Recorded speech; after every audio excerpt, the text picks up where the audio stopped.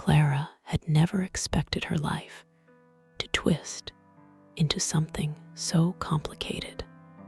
At 47, she'd finally found balance, a modest home, a steady job, and a grown son, Daniel, who had become everything she'd ever hoped for.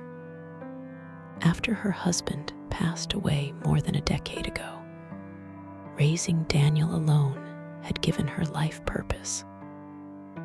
Love, she thought, was a chapter she had closed long ago. That was before she met Lily. Daniel had been dating Lily for nearly 2 years before he brought her home for a family dinner.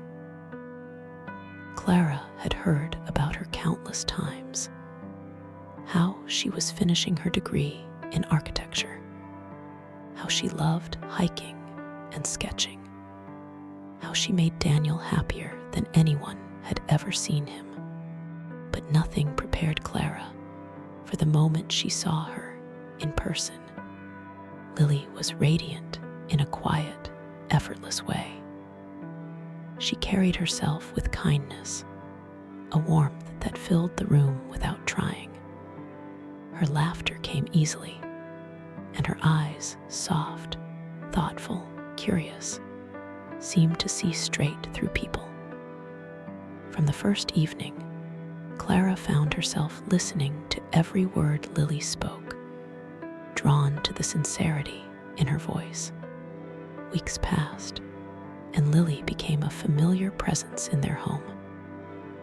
She helped Clara cook, shared stories, and even stayed for tea long after Daniel had gone out.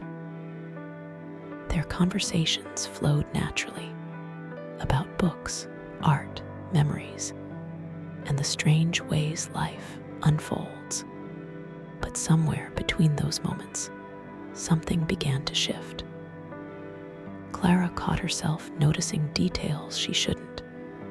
The way Lily tucked her hair behind her ear, the way her smile lingered, the softness in her tone when she said her name. Each time, Clara pushed the thoughts away, ashamed. This isn't right, she told herself. She's his future, his happiness. Still, the feeling only deepened. Not a passion she could act on, but a quiet ache she couldn't silence. It wasn't about desire. It was about connection, understanding, the cruel reminder of everything she thought she'd lost forever. One afternoon, Daniel called to say he'd be away for a week on business.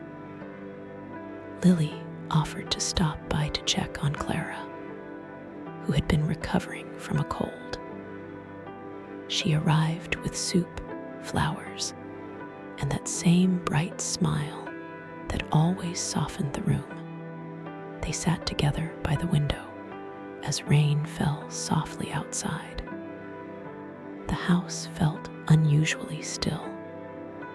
Conversation drifted to life, to choices, to the invisible lines that shape who we become. Do you ever feel like life gives you the right people at the wrong time? Lily asked quietly, staring out at the rain. Clara hesitated. Her throat tightened. "More often than I'd like to admit," she said softly. For a long moment, neither spoke. The air between them felt heavy, not with intention, but with understanding. Something fragile and unnamed hung there, something both of them knew they could never reach for. When Daniel returned days later, Lily ran into his arms, smiling, radiant as ever. Clara watched from the doorway, her heart aching and grateful all at once. She knew what she felt had no place in the world, and yet it had reminded her that she was still capable of feeling deeply, of being alive. That night, she sat alone by the same window, the rain beginning again outside. She closed her eyes and let herself breathe through the ache.